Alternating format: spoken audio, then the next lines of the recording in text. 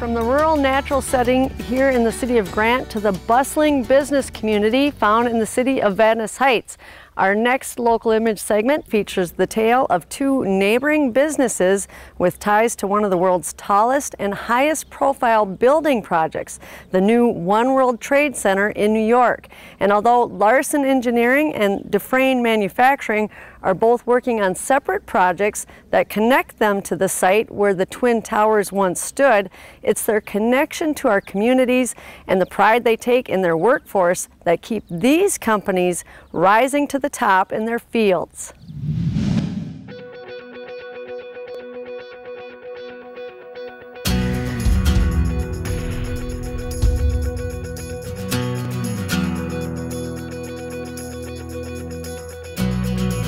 Larson Engineering started back in March of 1979, and when we first started out, the we was a one of Wayne Larson, who started out as typical engineers do in their basement. And he started out working with some clients, such as architects and a few contractors, and pretty soon he started to outgrow that. We moved to Vadnais Heights in '86.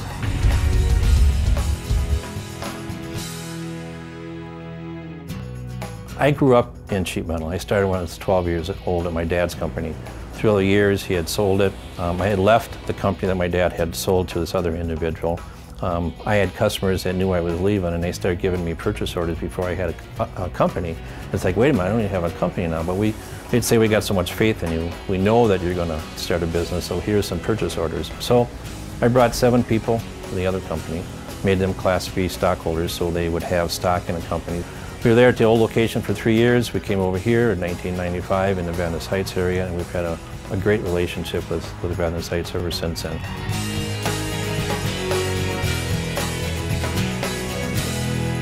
We're a consulting engineering company. Our main engineering work that we do is structural. We do civil work, and we do mechanical work, and we do electrical work. And within each of these areas, structural and civil especially, we have certain areas of expertise. And in structural, we get into the curtain wall division that we'll talk about. And in the civil, we get into building roads and bridges, that type of thing, but we also do a lot of pavement management. Curtain wall is the exterior facade of a high-rise or even a low-rise building. But the curtain wall consists of glass, aluminum, panels, stone sometimes, and it's what keeps the weather and the air and the water out of a typical building. For the curtain wall side, we work worldwide. We do projects in Saudi Arabia, we're in China, Singapore, Beirut. I mean, we've been through many areas around the globe. The blast industry has been a very big niche. We do a lot of work out of this office. They do a lot of specialty glass design, point-supported glass, which is a very unique niche as well. So that's one thing is fascinating about this company is we do a lot of very specialized and unique things, but we also have a very broad offering as far as the company. What we do, again, is to develop people. We picked a media, I picked a media that I knew very well, and that was manufacturing. So it's like building a house where you get the materials, the cement, the wood and all that. You're building a house for existence of your family so you can grow a family that has love and support, and they have a household of good faith. That's the same thing here. We've got the business and we have the metal to develop people. We do things that a normal sheet metal company would not do. We put radius on parts, hems on parts, do back fold bends that you would never even consider on a regular brake press. And another area is robotic welders that we have. That's nothing new, but it's all in how you use them. And if you allow the people to be creative, you'll get creative things out of your parts. Today, we're finding work all over the world. I don't want it to be on my tombstone that I shipped 400 million tons of steel. I wanted to say that I helped develop 400 people, along with the rest of the senior leaders here.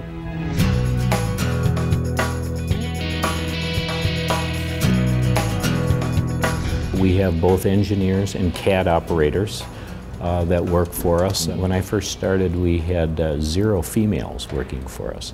Currently, I would say about 40% of our staff is female, which is great. It's great to get that variety in there. The way our office is set up as well, we mix with the younger engineers, and so that really gives the opportunity to also train and develop other engineers, and also when you're a younger engineer to pick up a lot of information from the older engineer. So really it's the culture, the environment, and the opportunities. So the engineering profession is, I think, a fantastic profession, but we're going to be short of engineers in the near future, I feel, and we'd love to have you.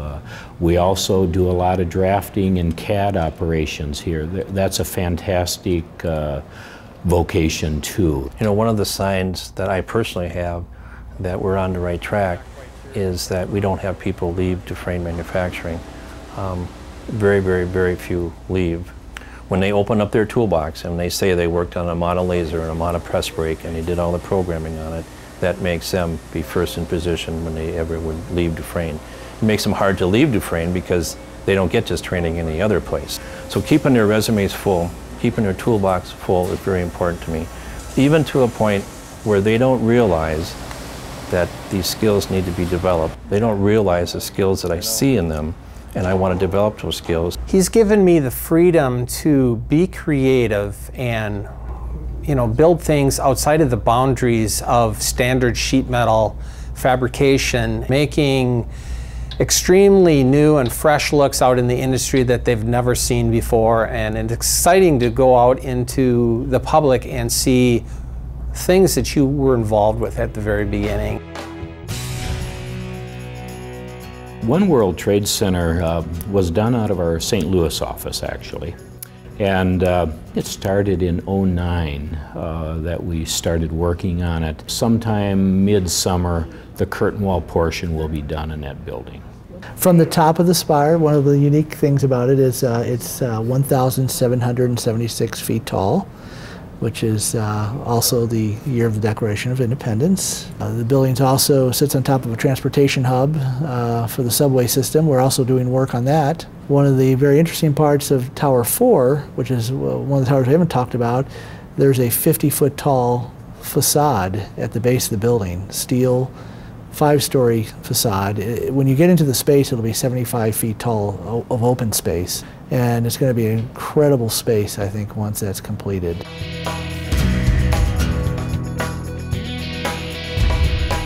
We got the contract to build the elevator stations in the World Trade Center, which was really a milestone for us. This unit went into the World Trade Center 316 times now. And what it does is that it removes all the buttons from the inside of the elevator. They're not in there anymore.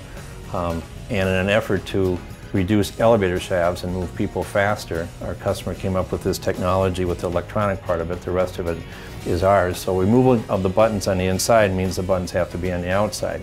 So what they do is that if you want to go to an elevator, say floor number 7, it automatically tells you what elevator shaft to go to, and in this case it says elevator number letter C, and we make the call letters that go up on top.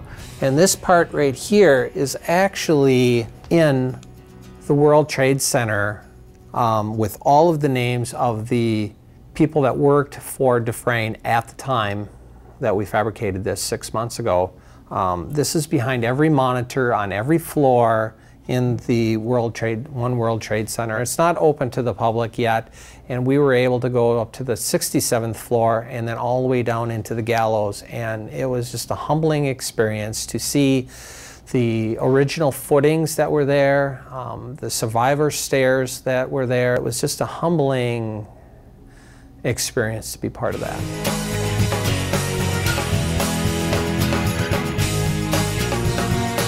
We hope we're a good citizen, and we try to be. We want to leave an impact on the community that we were here and we improved it. And it's one of the few ways that engineers can do that is by building things. So that's what we enjoy doing, and we hope that some of our buildings you're using now and will be for many, many years to come. We really try really hard to on these new projects that we're working on, kind of worldwide thing, is to bring in the local suppliers into it. We have a choice to pick them from all over the United States, but we really try hard in research, making sure we have someone in our own backyard. I'm going to work till I'm 78. I'm 59 years old, so I'm going to work till I'm 78, change my life at 88, and live to 100, and then I'll check out and go see St. Peter at 100. But for the future is just developing those 400 people. I think I may be at like a 220, so I've got a ways to go.